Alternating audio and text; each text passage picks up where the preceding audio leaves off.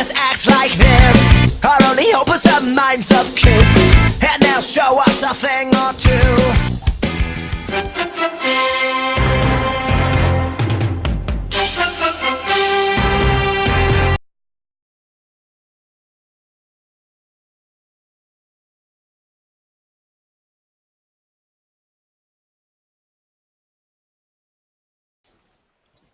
Yep. All right. 3, 2, 1. Episode 3. Technically 4 of our podcasts. We sort of screwed up last week, so we skipped one. We got Mike back in the game. You missed out on his cat and his dog coming around.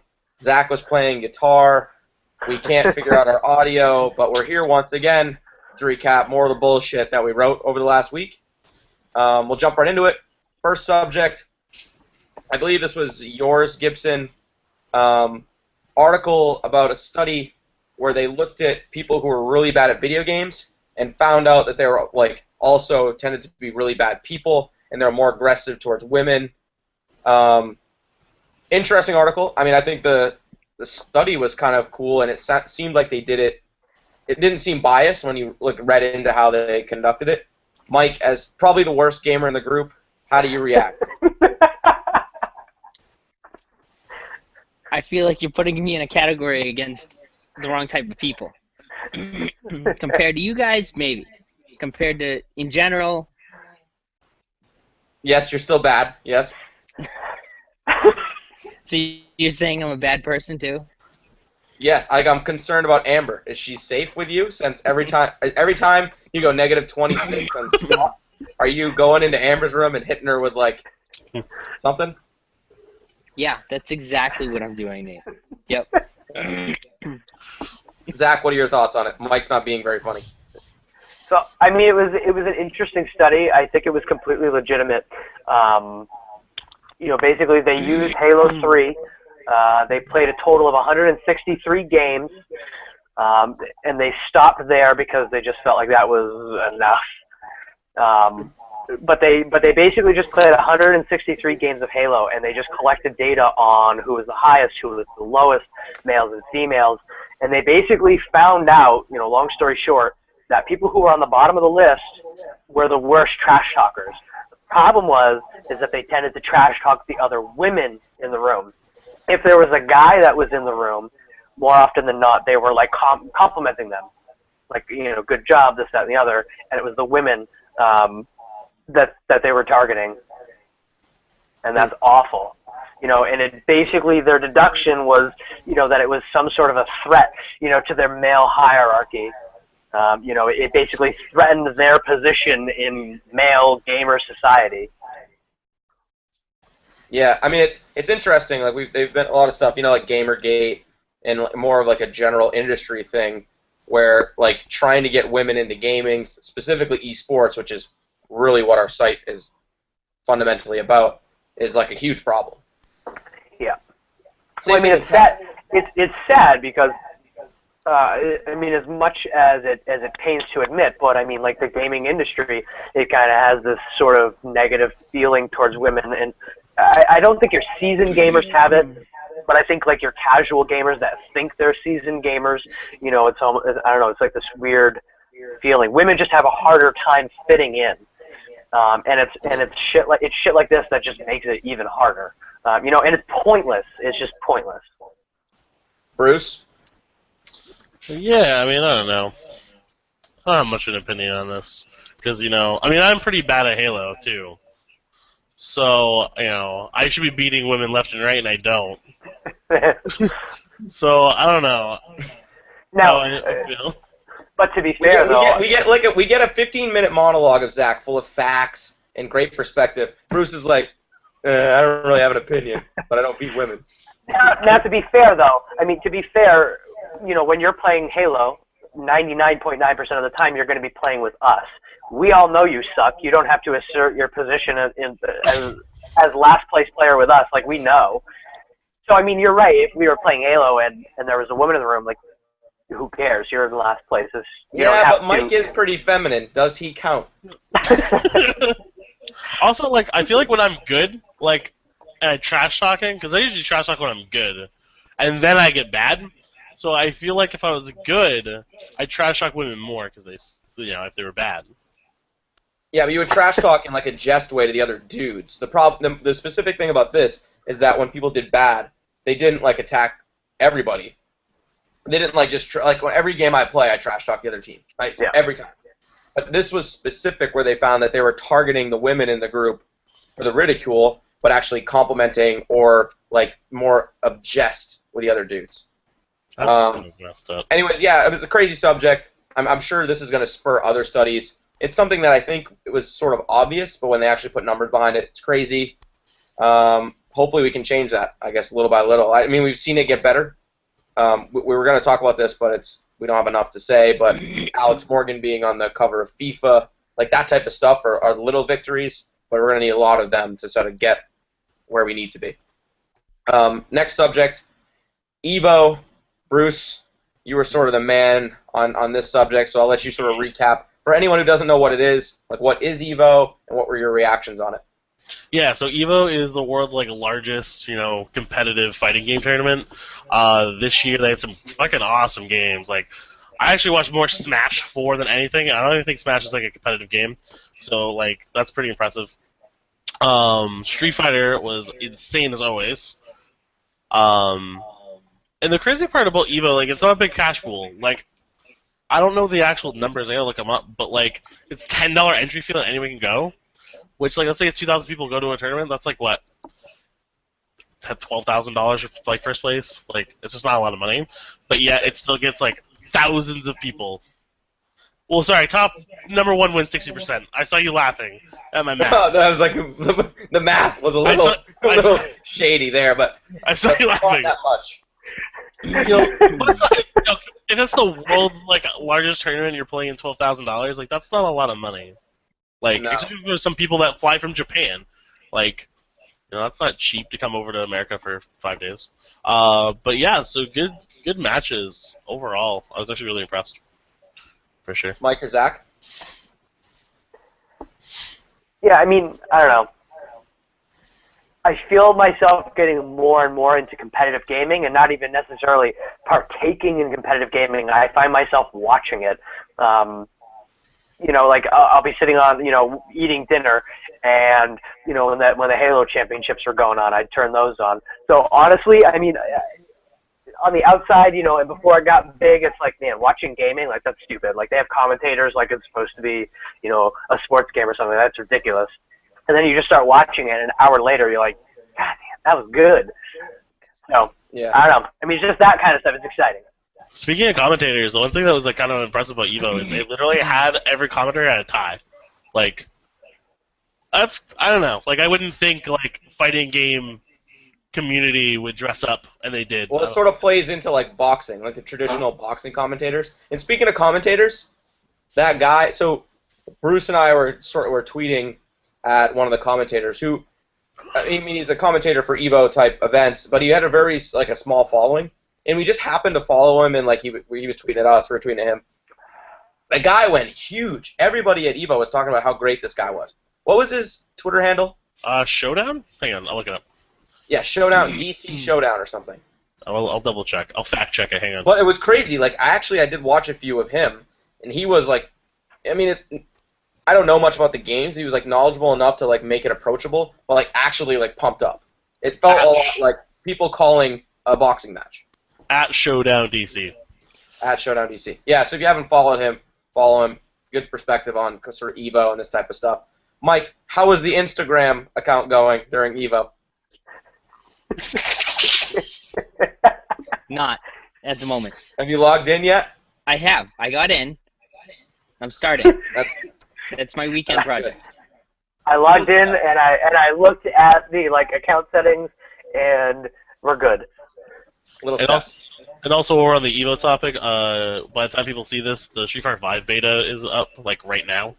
So, I'm gonna be playing that. I'm sure we'll talk about it next week. I think stuff like Evo 5 is getting bigger because of the amount of media that's around it now. It's so easy to watch now as opposed to, say, 5 years ago. I think, next year, it's going to be twice as big. I think it's going to grow a lot more. So like Bruce said, these people coming over from Japan, how it's not really a cash cow right now. I think it could be in the future, and it's good that the people who are going are dedicated enough to do it so far without the. Keep in mind, because I don't know if incentive. you know this, Mike. Evo's been around for like 15 years. I know, but I what I'm saying agree. is, I agree. look at the media coverage this year as opposed to a couple years ago. What I'm saying is, I think it's with the availability of the media Well, yeah, nowadays. you have Twitch Yeah. plus Twitter. Twitch Mike- plus Twitter is really the equation. Yeah, Mike's absolutely right. I mean, with Twitch, like everybody, old, young, can stream this, right into their living room with zero effort. Like I said, literally just like you're eating dinner or you're just hanging out and you're bored, you don't know what to do. Like it used to be, you'd play a game or something, but now you can watch gaming. And I agree with Mike. It's just over the next couple of years, as it gets even easier to participate, it's just going to become much, much bigger, and it's going to be that much easier for these type of conferences to just grow. Mm-hmm. Yeah, I mean, I think, and this sort of plays back to like my approach to esports in general, is that as it gets bigger, we'll see like things like Evo happen without needing to actually go to the event, right? You'll be able to like have commentators, have all these things happen, but you could have teams. This could happen like every week and could be this big because you have teams in like California taking on a team in Boston or someone like it just becomes widespread and very easily accessible, not just for people watching, but actually the players too. Before we switch to the next subject, Mike, you just set a record. That was the quickest, probably best statement you had in our 4 podcast episodes. I was laughing, not to discourage you, but because I was so excited, you were doing so well, that I was worried we were going to take a turn for the worst or something at any minute. Next subject, another credit to Lombardi. This was your post, I think, today. So we talked about backwards compatibility on Xbox, and they've been sort of keeping a poll about which ones are most popular. Mike, I didn't read the article, sadly, but I know the rankings changed. Oh, here comes a dog. Mike, what was this about again? So Red Dead Redemption had been in the lead for a while. Call of Duty Black Ops 2, just the other day, kind of beat them out. Last I looked, As what? The most popular. the most thing popular. It backwards had the most compatible? votes. Yep. So Black Ops 2 had over 77,000 votes, and I believe Red Dead Redemption was at 75. And then in third was Skyrim with just over 70,000. But I mean, that just goes to show just the top 3. I mean, they had a list of 10 with a high number of votes like that. But you're getting hundreds of thousands of people voting on this. What game they'd like to see primarily first. And so again, this sort of changes a little bit. Is every game backwards compatible now, No. No. or are they select ones? So what it is publishers have to give Microsoft the A-OK, and they basically like go and change like a line of code, and it just works. But if a publisher doesn't say it's cool, they can't just do it. So basically what these polls are is just Microsoft reaching out to the community and asking their opinion on what they want to be backwards compatible. So it doesn't necessarily mean that in this order this is what's going to become available, but it gives Microsoft the idea. It gives Microsoft the idea on what they should push for and what people literally don't care about. Cool. Next subject, and this one, I'm springing this one on you guys because I just thought of it when we were talking about polling. We've been playing a shit ton of Halo the last couple weeks. Mostly Zach and I playing SWAT, absolutely wrecking noobs. One thing I want to make sure, if you're listening, all 50 of you, maybe 30 of you, lucky if we're lucky, 60. Have you guys done the Halo channel? Like you can download it as an app. Xbox Live is called the Halo channel, and you can watch like a 12-part series on the actual making of Halo 5. Like one episode is about like all the cutscenes, and you see the actors and how they film it. Then they do an episode on the designers, and they show like actual meetings at 343 Studios, or Industries, I think is what it's called, like actually drawing the guns. Super cool. Have you guys seen it? I have not seen it. Bruce?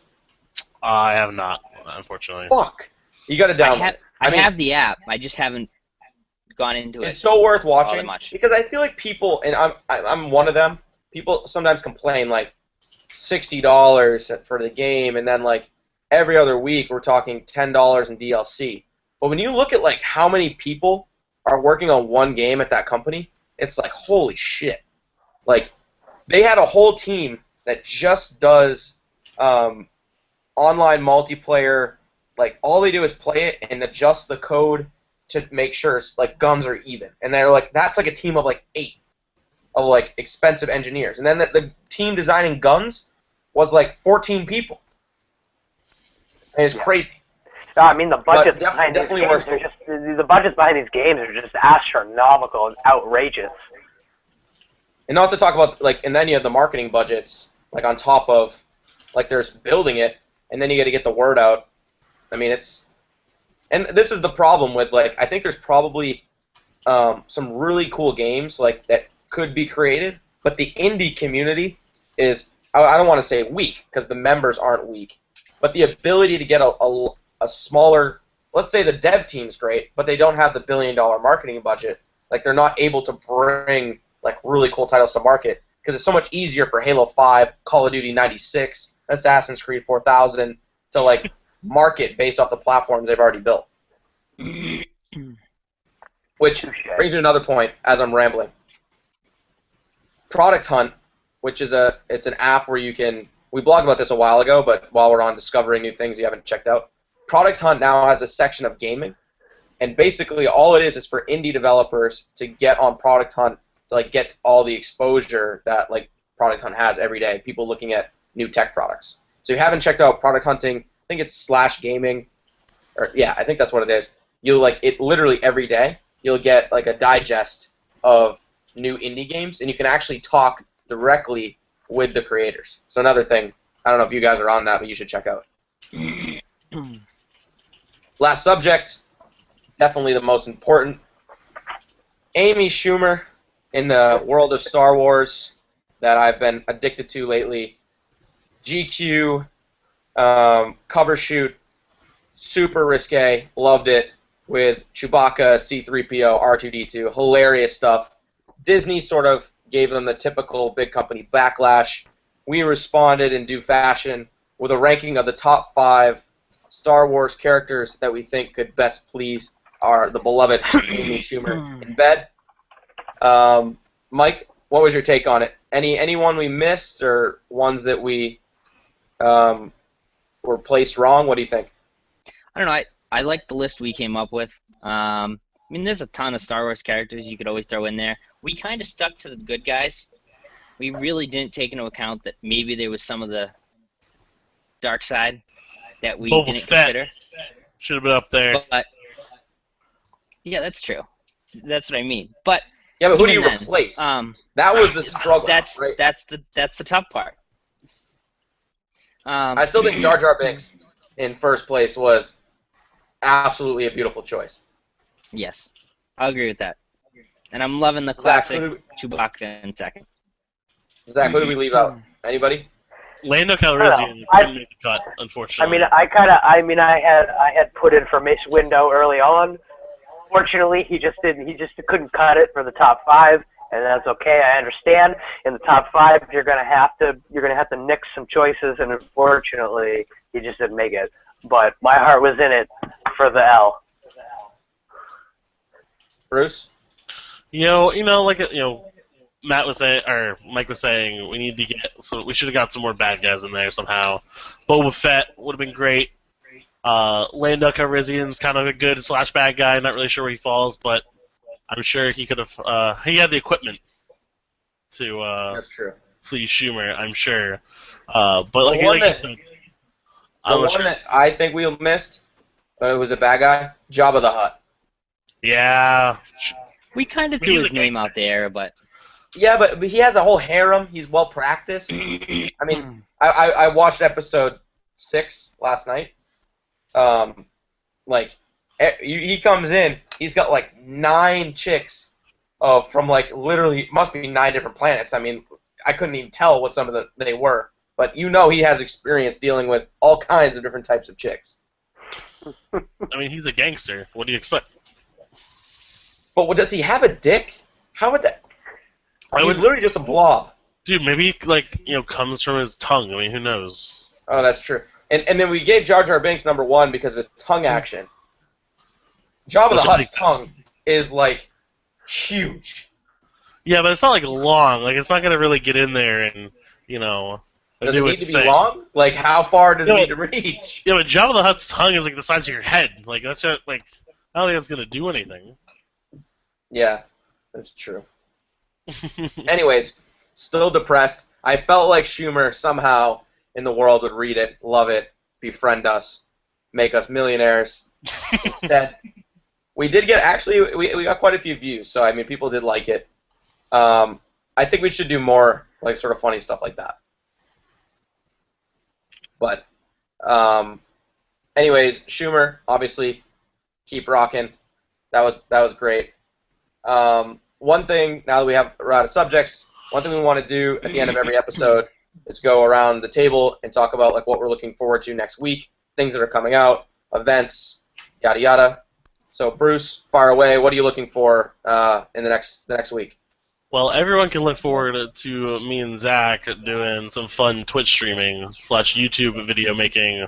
Not sure on the name yet completely, but Juicebox Gaming, something along those lines. Basically, we're gonna start drinking, play kids games. It's gonna be really fun. Skyline just swapped forces up first.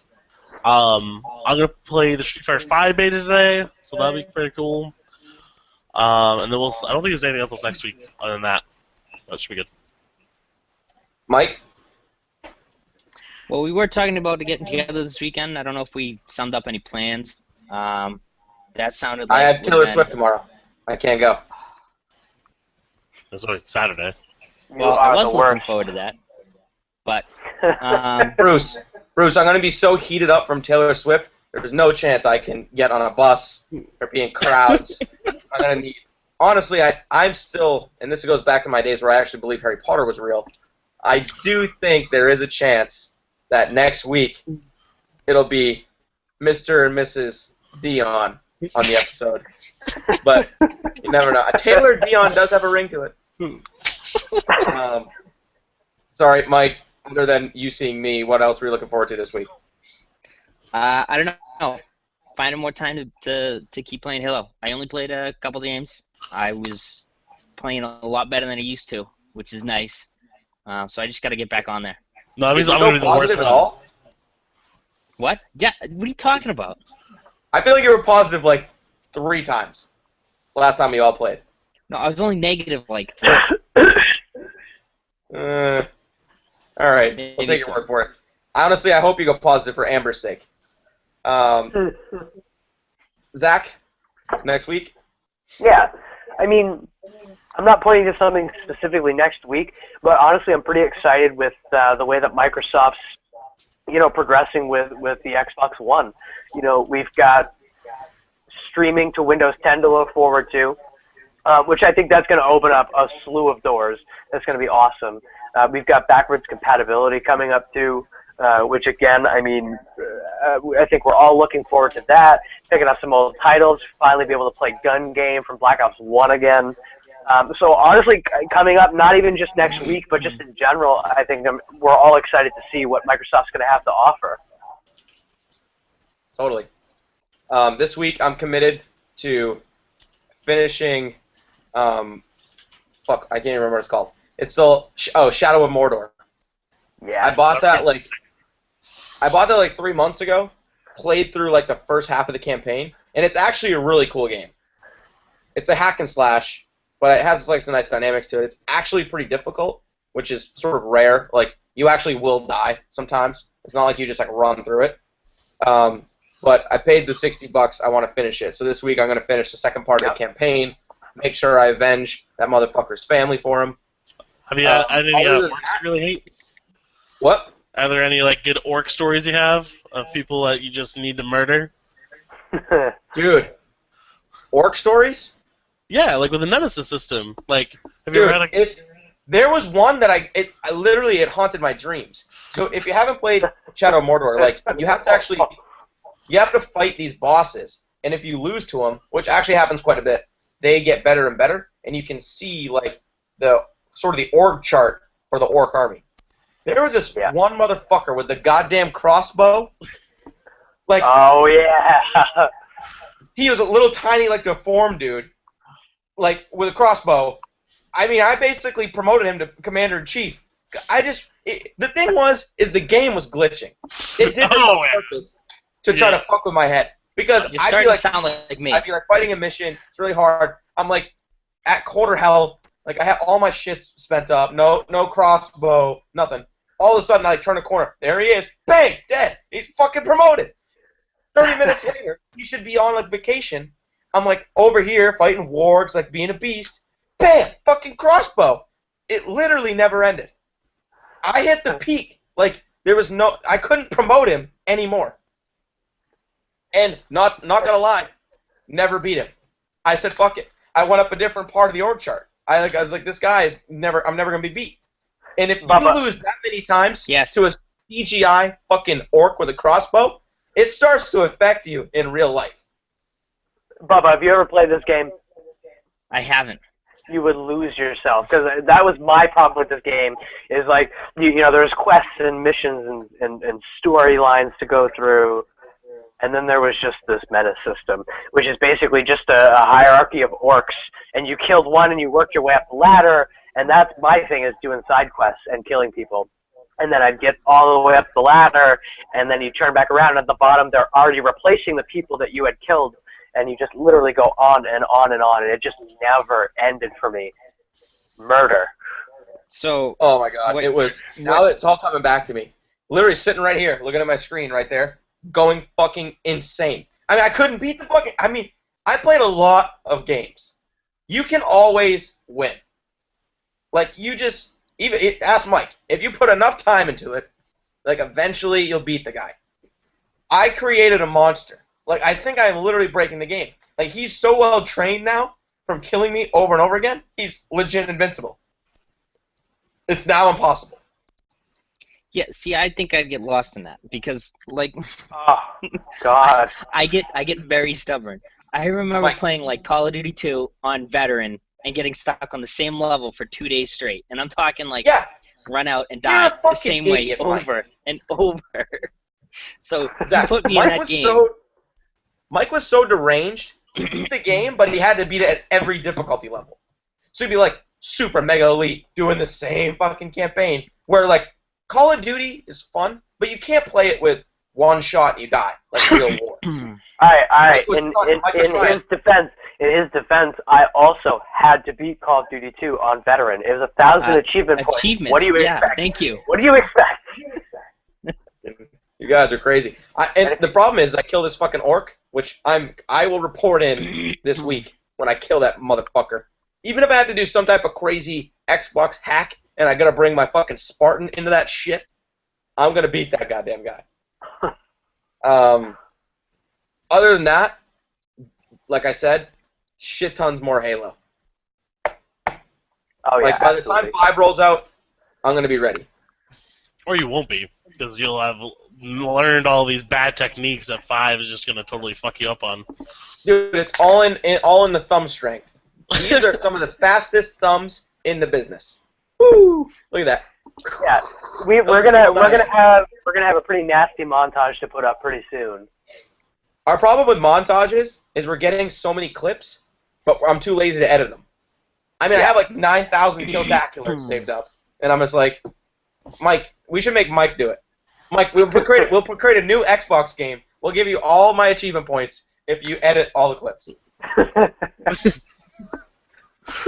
You gotta give him the rare achievement points. 30,000 gamer points, that's what he needs. Oh, I think it's 10,000. Oh, I thought it was just 30. I think it's 30 games, 10,000 achievement points. So who are they stuffing? In some of those games, not getting their fair share. Right. Looking at you, Battletoads. I want 9,000 of those achievement points to be for Battletoads. But that's just my childhood speaking. Before I forget, I think we should, all 4 of us should get better at using each other's name that we use with Joystick. Sports. That's just me. That's a good point. So it's I not call like you Gibson, but that's what I call you in normal life. I know it is. And Gibson, my name's we definitely Nate thought your name was Gibson for months. I am aware. A lot of people did. Which is sort of brilliant. That's when you know you've really gone off the deep end, when people are actually calling you in real life by your gamer tag. The kid who lived across the hall from me had me in his phone as Zach Gibson for the entire semester that I lived next to him. Fucking out of control.